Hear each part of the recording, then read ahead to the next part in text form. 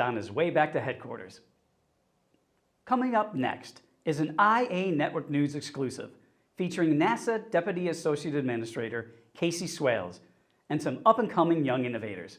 Welcome to you all. Over to you, Casey.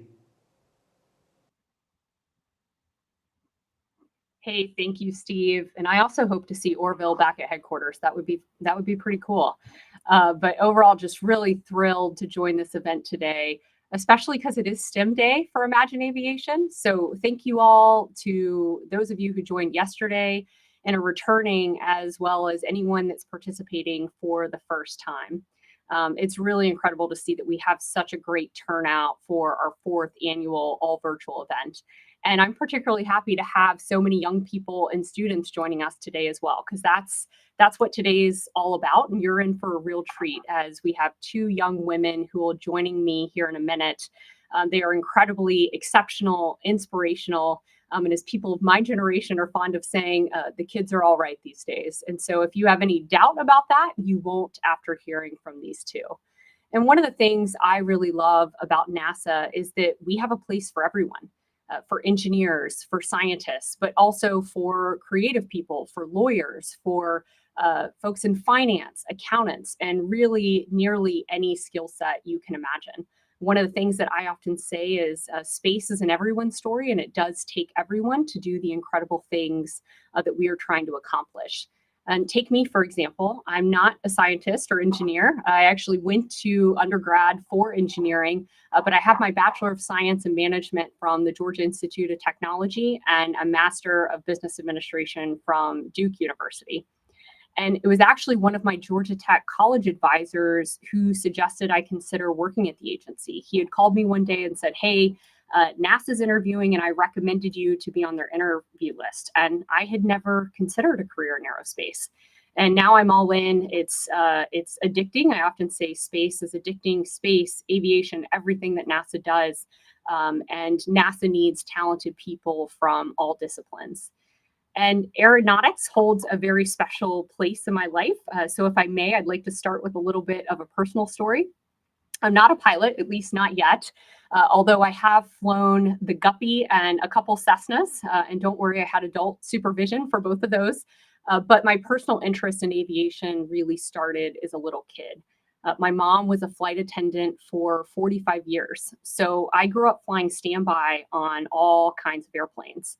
And she had started her career working for Southern Airways, which began their operations back in 1949. And it was headquartered in Atlanta, which not so coincidentally is where I'm from. It was founded by a man named Frank Holz, and it served the Southeast from hubs in Memphis and Atlanta. And then Republic Airlines was the product of a merger in 1979 between North Central Airlines and Southern Airways. And she still has those little Republic glasses in her house. So when I go home, I get to see those displayed in a cabinet. And then Republic was actually acquired by Northwest Airlines in a 1986 merger with Northwest as the surviving entity. And during its existence, Northwest operated continuously under the same name longer than any other U.S. airline. Northwest then merged into Delta in January of 2010. And so she became a Delta employee. And then she retired in 2020 from Delta Airlines during the pandemic. So what did that mean to me when she retired? Well, primarily it meant a very sad day because I had incredible free flight benefits. But more so, it was really a moment of reflection. I was sitting on one of my last standby flights on the runway taking off. And I remember I was in Salt Lake City. And I realized how much of the world I had been able to see and explore. I'd been on more planes than I could count, and it really was because of her and because of our incredible evolution of our aviation history. And it's incredible to see where we were then versus where we are today. And I often say that NASA is a unifier and a connector for the world, which is something that I feel very passionate about. And one of the key ways that we do that is through our work in aeronautics. NASA innovates for the benefit of humanity. And I believe that aeronautics is the prime area where humanity is directly impacted by the technologies that NASA creates. Because as we like to say, NASA is with you when you fly. We also explore the unknown in air, conducting research that encompasses a broad range of technologies to meet the future needs of the world for safe, for efficient, and for environmentally sustainable air transportation as we go forward. And lastly, NASA inspires the world through discovery. And today's certainly an inspiring day for me, hopefully for you too. So I hope that goes both ways. Those of us in this industry often get inspired by the amazing talent being developed, and the students get inspired by all the bold and audacious goals and plans that we have to improve aviation now and during their lifetimes. So with that, let's get started. I don't want to hold off any longer in introducing our amazing panelists. So I will invite these two women to come online. Hello. Hello, Casey. Hi. So we have with us today Reshma Kosajaru and Shanza Sami, and just really, really incredible women that I've gotten to spend some time with one-on-one. And so I think you're going to really enjoy hearing their stories.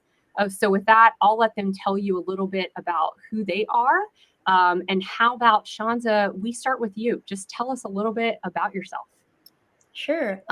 So my name is Shanza Sami. I'm a high school sophomore from Iowa City, Iowa, and I'm a student researcher. So basically, part of my research was with developing an extension to catalytic converters. So it's a novel multi-stage extension that consists of diffusion filtration and then to remove particulate matter, and then photoelectrochemical oxidization to address things like carbon monoxide and hydrocarbons and break those down.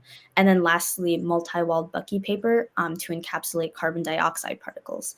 And so with my research, hopefully I would be able to apply this innovation and hopefully get it out onto the market and just overall reduce gas-powered vehicle emissions. But yeah, that's kind of what I've been researching and what I'm really passionate about.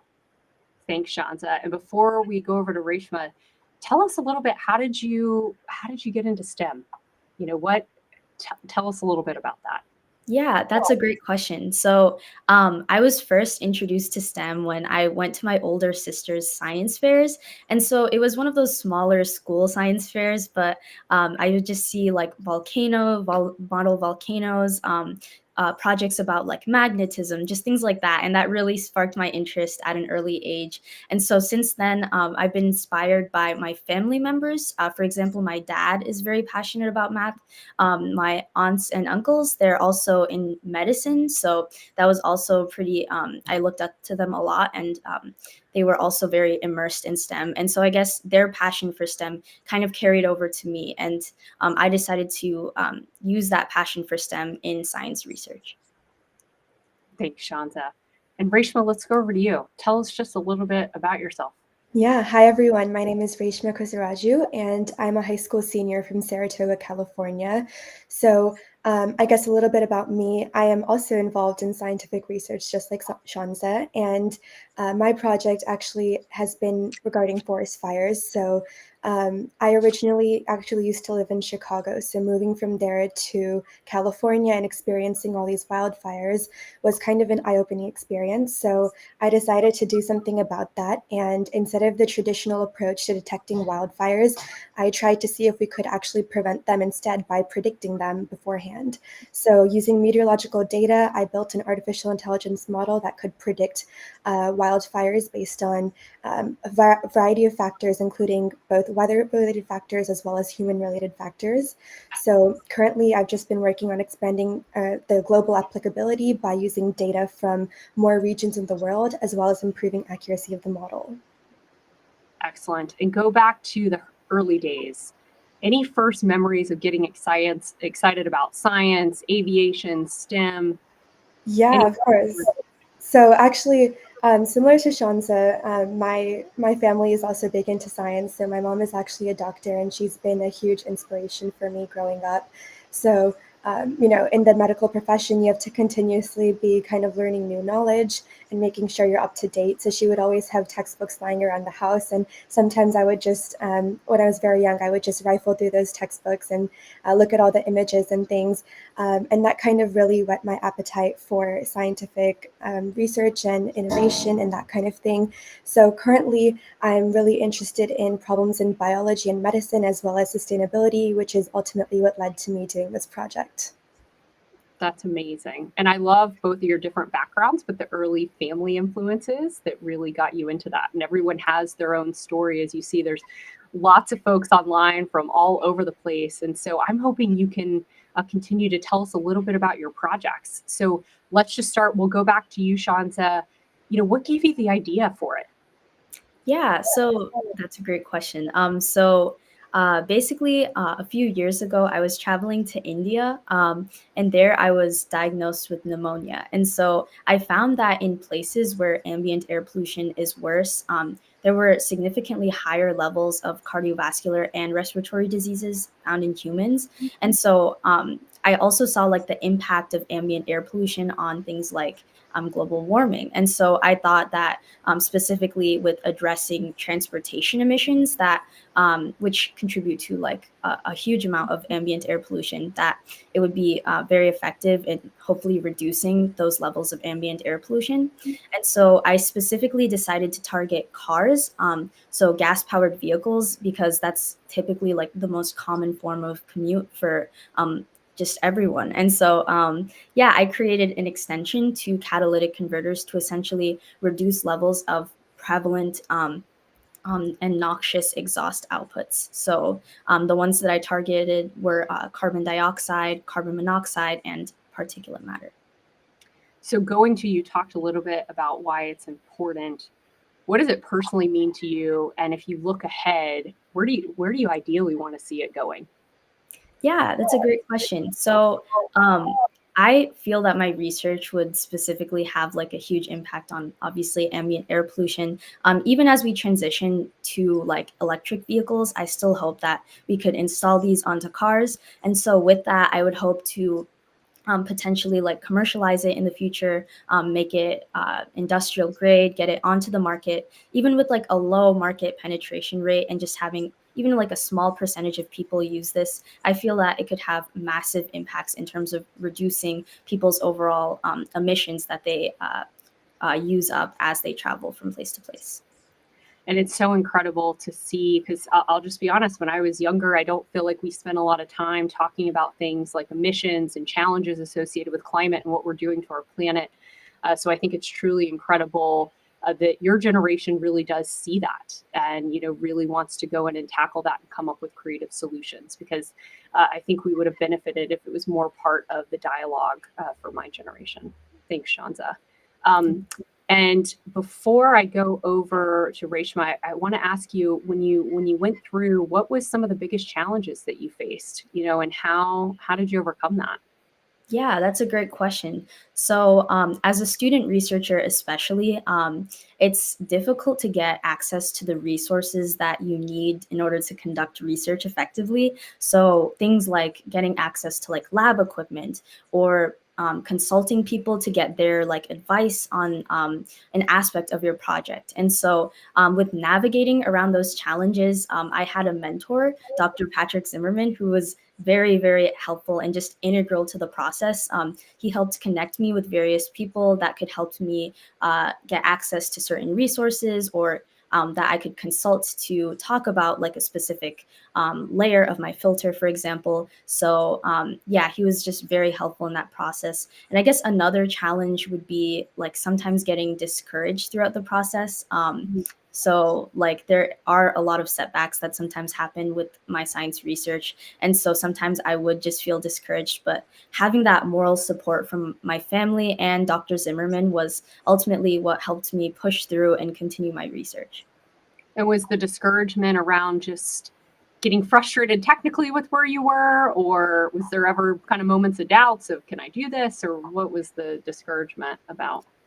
Yeah, I think it was a little bit of both, to be honest. With those technical issues, sometimes I would have some doubt build up, and also just I would feel like discouraged from continuing and like pushing forward with like refining my project even more.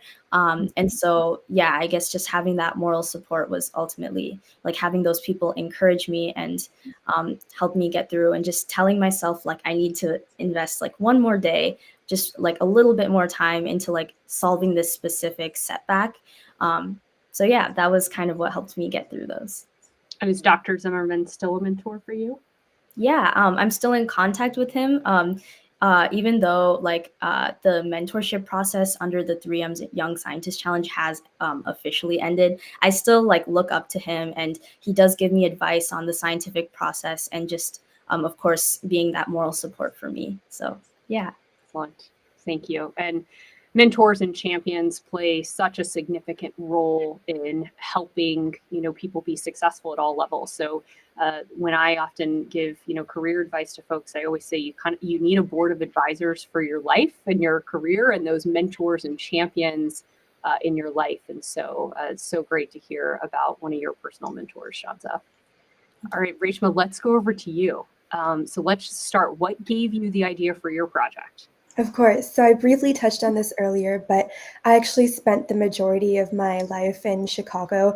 And so in the Midwest, issues like wildfires and droughts aren't something we usually have to deal with on a day-to-day basis. So going from that to the Bay Area in California, where, wildfires were so common, was kind of a shock to me. And especially because very soon after we moved, there was a huge wildfire that occurred called the Camp Fire, and it claimed over 80 lives. And even though we personally were over 200 miles away from the burn site, they still had us wear, COVID masks pre-COVID to protect our lungs from the particulate matter. So it was really kind of distressing to see how much these wildfires penetrated into the daily experience of so many people around the community. So seeing that, I did a little bit more research into the issue, and what I found was that all of the current approaches to addressing wildfires are a very detection-based approach. So it's reacting to the fire once it's already occurred, and then you're trying to have firefighters kind of control the spread of the wildfire. But, being in Silicon Valley, there's a huge emphasis on a huge culture of innovation and kind of approaching problems in new ways. So I tried to do exactly that. And I thought maybe if we could predict wildfires instead of just trying to detect them, that would give firefighters a much higher chance of actually controlling the wildfire and deploying resources and positioning themselves to effectively control the spread. So I, went on a little hunt to gather data for that, and I relied mainly on government databases as well as some private sources as well. So I gathered meteorological data as well as factors related to human behavior, which actually accounts for the vast majority of wildfires. It can be traced down to a human-related cause. So the way I was kind of able to account for that was by using factors like day of the week and month. And the reason this is effective is because, if you're going camping on the weekends and you would carelessly drop a lit cigarette, then that's actually a huge cause of wildfires, that initial spark. So by using kind of proxy factors like this, I was able to account for human behavior. And so that using these combination of parameters, I built this artificial intelligence model, and eventually, was able to develop it and gradually increase the accuracy. So currently, I've already been in contact with fire stations, and I've kind of introduced them to the model and gotten feedback from them as well. So that was really helpful in kind of improving the model and getting it to where it needs to be. Incredible. And you mentioned something. You talked about utilizing data and government data, and that's one of the things I think that's really important to NASA is that the work that we do, that we're really giving it back to the public in terms of open access to the data that we have. And so how did you even know it existed? How did you know that? And what was your process for going out there and just... Yeah, well, I have one answer for you. Google is very helpful. So I kind of just, played around with different searches and tried to see if there was any data that could at all be useful for me. So having that kind of readily available at our fingertips on the internet is super helpful in kind of getting us the resources that we need. And so I think the governmental databases, they kind of just readily popped up when I looked for them. So that was very convenient. But the main problem that I faced there was that, for areas like the United States, there's a lot of data and it's readily available. But then for other regions around the world, like for example, Australia, which still have a huge problem of wildfires, but I wasn't able to really find data associated with that region, which is something I'm still trying to work on. So I think it's definitely super important for governments to be able to publish this kind of data and make it available to the public so that, people all around the world can do this kind of stuff and really try to make a difference. Any other challenges that you ran into along the way that you want to highlight? Sure. So I actually began this project in 7th grade. And so back then, I honestly did not have the technical background at all to pull this off. So right off the bat, when I decided that I wanted to kind of tackle this issue, there was immediately a gap in my knowledge. And like I mentioned earlier, the internet honestly changed that because there's so many open courseware materials like Coursera.com and other websites that allow you to kind of learn even college level courses from anywhere in the world at any time. So I kind of relied on those open source educational materials and resources to really build up that technical foundation. And even along the way, troubleshooting issues that arose, it was very helpful kind of relying on those online resources, especially because my project was mostly computational. That wasn't too much of an issue in terms of getting other resources, but at least the computational ones I needed were all available online. And Shanza had mentioned a mentor that was really important for her throughout the project. What role did a mentor or any champions play in helping you be successful? Yeah, so I actually had a few different mentors. Like I said, I did end up getting feedback from firefighters in the region, so that was super helpful as well, especially because these are the people who are actually going to be using the model, so getting feedback directly from them was really helpful. I also similarly had a mentor like Shanza, Mr. Sam Reese, and he was able to kind of advise me through the process while I was participating in the 3M Young Scientist Challenge. So bouncing ideas off of him as well as leveraging his network of connections was super helpful in kind of helping me troubleshoot different aspects of my project. Also, I participated in local science fairs as well as science fairs at the state and national levels. So kind of talking directly to professional scientists and getting their thoughts about my project was helpful in kind of going back to the drawing board and seeing where I could go from here and improve the project even further. And what feedback, I'm curious, when you went out to the firefighters directly, what did they say their needs were? Yeah, of course.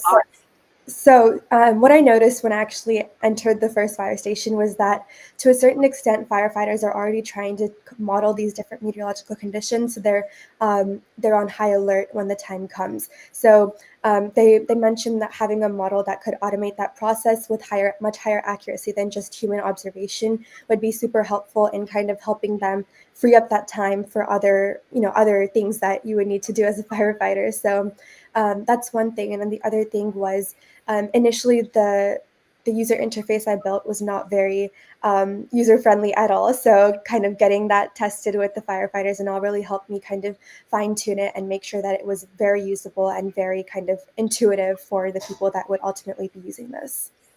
And resourcing. Because it sounded like you had to make a lot of tweaks. There was a lot of lessons learned along the way. Talk to me about the resourcing you had access to. Yeah. So initially, when I first built this model, the accuracy was around like 40 or 50%, which was not very good at all. So obviously, I had to bring that up somehow. And the way I did that was just kind of iterating multiple times, changing my model architecture, as well as kind of getting external sources of feedback to see if I could try any drastically new methods of approaching this problem. So as I mentioned, my mentor had kind of friends at 3M who were also very trained in machine learning and artificial intelligence. So by briefly talking to them and kind of seeing if there were other architectures that I could potentially use that might improve the accuracy was really helpful in kind of boosting the accuracy and making sure that the model was as usable as possible. So if you look forward, kind of similar question to what I asked Shanza, you look forward 5 years from now, 10 years from now, where do you want to see this go? What would be, man, that's amazing.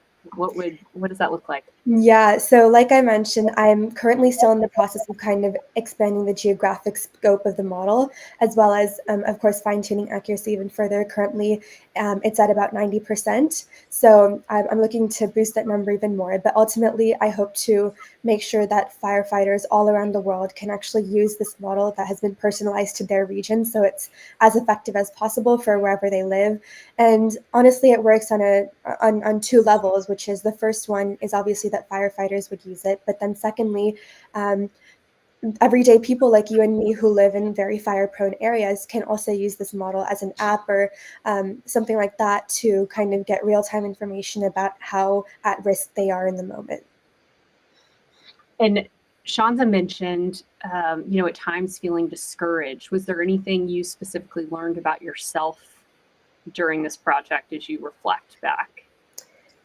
Yeah, so I like Sean's, I definitely felt discouraged at times, but what I learned about myself is that keeping my eye on the goal and what I'm trying to accomplish and the potential good that could bring to the world really helped me kind of push through, as well as, of course, support from my family and all the different mentors I had. So that definitely played a key role. But I think really reminding yourself when you're in a tough situation that this is what you're trying to do and this is why it's important can help you kind of push through and just come back to things with a fresh set of eyes.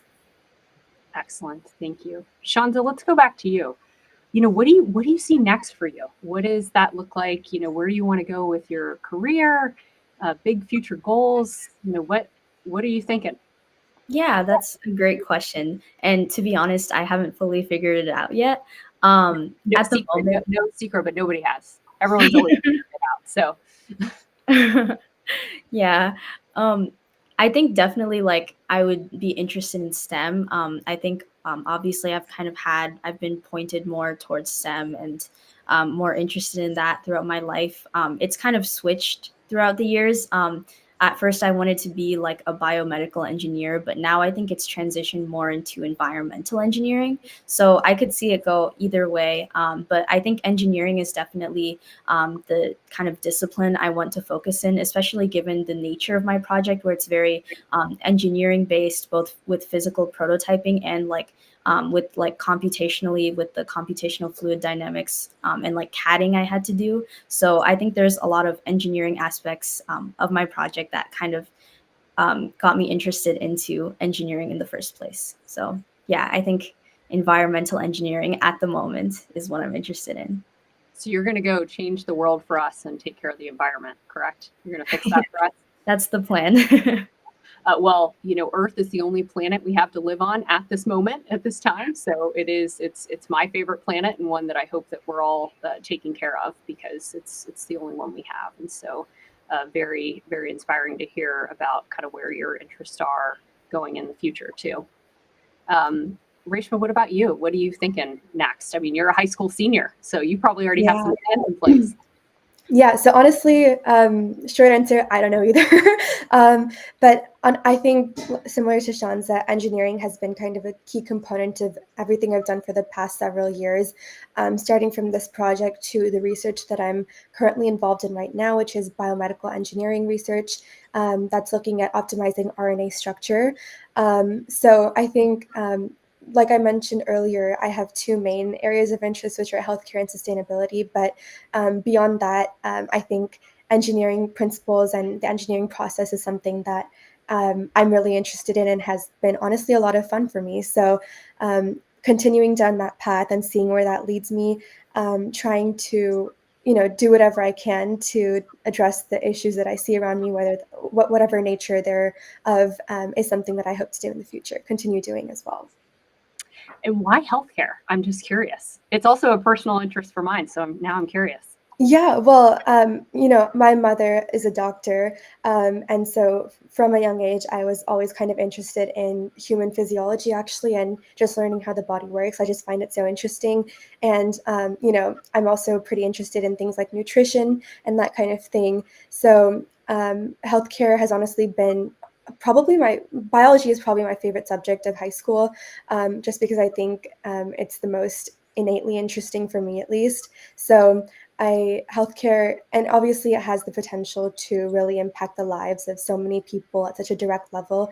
And, being out there in the field, kind of treating patients and all that, is something that I definitely haven't discounted as a potential career path. So at least, if I were to go down that path, I would do it as a physician scientist, so doing some research on the side as well. That's incredible. That's amazing. So let's transition to a couple of fun topics. Not that these aren't fun, but I'm curious, when you think about where you are today, who are your heroes? Who outside of the mentors that you described, family influences, who really has inspired you or even continues to inspire you? It could be dead or alive, by the way. Yeah, that's a great question. For me, obviously, I think my family directly inspires me. So like my parents, for example, even though they're not quite as involved in STEM, just seeing like their work ethic and overall how like kind they are as humans, they're definitely like an inspiration to me. But I know you said outside of family influences, so I would say I guess there's certain trailblazing women specifically that I look up to very much. For example, like Marie Curie, that's just one classic example. She was a trailblazer in STEM and kind of was like one of those pioneering women that was first like immersed within the STEM field, and of course getting like discovering new elements and stuff. That's just amazing to me, especially at a time where women were more overlooked and marginalized within the STEM community. So yeah, I would say Marie Curie is definitely an inspiration. That's an excellent example. What about you, Reshma? Yeah, I would definitely agree. A lot of trailblazing women have really kind of made the path a lot easier for people like Shanza and me to come along and kind of try to follow in their footsteps. Additionally, I think there have been so many teachers over the years who have kind of inspired me, especially in science subjects, with their kind of care for the subject and how much they truly want to kind of make the world a better place and that kind of thing. So I think with the effort that they invest into kind of training the new generation, it's really inspiring to see how much hope they have for the future. And part of what I do is to hopefully make them proud at some point. So I think also teachers have been a huge component of the inspiration for me to kind of continue down this path. Do you have a favorite teacher you want to give a shout out to? Sure, I would like to shout out Teacher Johnson, who is my 11th grade biology teacher. And, the class was phenomenal, and they were so interested in everything they were doing and everything they taught us. So I would like to shout them out. Thank you so much. Awesome. What about you, Shanza? Do you have a favorite teacher you want to give a shout out to? Yeah, I think so. I have a couple. Mrs. Eilers, notably, she was actually an elementary school teacher. She was my ELP teacher, but she was kind of also one of the people that supported me, especially as I initially started off my research. Um, is like especially when I was like around fifth or sixth grade when I first heard about the 3M Young Scientist Challenge, and kind of wanted to get involved in that, even especially as I was like forming the idea in my head. She was still supportive in those early stages of my project. And then the other teacher I'd like to shout out is Mrs. Carolyn Walling. She's my current research advisor, and she's a chemistry teacher at my school. She's just been extremely supportive throughout the process, has helped me get involved in different science fairs, and kind of got me like involved in like various different opportunities. And yeah, I have a lot to owe to her. So yeah. Thank you both for doing that. And, inspiring the next generation is something that, we're really passionate about at NASA. So I'll give a shout out to all the teachers out there, because you never know whose lives that you're going to touch and inspire them to go on and do great, incredible things as you both have. So now if you go forward and you could meet anyone, who would you like to meet? I need a moment to think about that. Yeah, I have an answer actually. Obviously, any of kind of the famous scientists who have really been trailblazers in their field, as we've discussed, like Marie Curie, would be a phenomenal opportunity to meet them. But also, I think there's one scientist, she's still alive, her name is Robin Wall Kimmerer. But her approach to science is kind of very unique because she wrote a book called Braiding Sweetgrass, which basically talks about indigenous wisdom surrounding the environment and healthcare and that kind of thing, or at least medicine back in that time. So her approach to storytelling and all that was by blending the science with kind of the culture of indigenous societies. And I think that was super inspiring and really kind of touched me on an emotional level. So being able to kind of just sit down with her and get a piece of her mind would be really cool, especially because I think what she's doing is so unique, and blending science with culture is pretty unique, and I don't think many people out there are doing that. But I think that style of storytelling and kind of science communication can really inspire so many people to enter this field and really kind of relate to it on a more personal level than kind of throwing facts and statistics at someone. So Excellent. Think of anyone, Shanza, you want to have dinner with? Yeah, I have a couple answers. Obviously, of course, the trailblazing women, they're absolutely amazing. I think specifically also some environmental activists and people that are vocal in like overall like the movement. For example, Greta Thunberg, I would really love to meet her, especially being a young woman that's so vocal in advocating for the environment. That's very admirable to me. In general, also, I think meeting fellow like student researchers is also very cool. So of course, going to science fairs like Regeneron ISEF, that was a very eye-opening experience. I think Rishma can also confirm, and getting to meet all the other scientists, young scientists, and getting to know their projects, and kind of seeing like the next generation of STEM, that was just a super cool experience. And so that was honestly my favorite like experience of getting to meet fellow scientists. yeah, I can definitely concur. That was probably one of the favorite memories of my life, was just getting out there and meeting so many other high school scientists who are doing such amazing work in every field you could possibly imagine. So I think if you have the opportunity, you should definitely check out ISEF. And even if you're just there as an observer, it would be really cool if you just want to kind of see what people are doing and what you could potentially do in the future. And don't forget to keep in touch with those people as you go forward, right? Because you'll be able to leverage that network long after your high school research. And so it's incredible that you're having that opportunity to do that now. We probably have time for one more question. So outside of, all the work that you've been doing in science, what do you like to do for fun? That's a great question. And I assume these projects are fun, but outside of that.